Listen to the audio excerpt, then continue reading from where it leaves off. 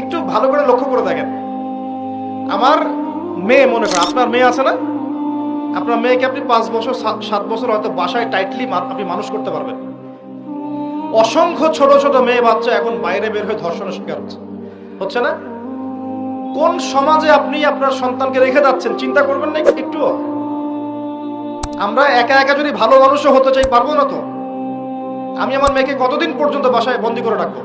সে যখন বাইরে যাবে কি দেখবে? বাইরে দেখবে প্রতারণা, বাইরে দেখবে মিথ্যা, বাইরে দেখবে ধর্ষণ, বাইরে দেখবে ইফটিজিং, বাইরে বেপরদামি, বাইরে অশ্লীলতা।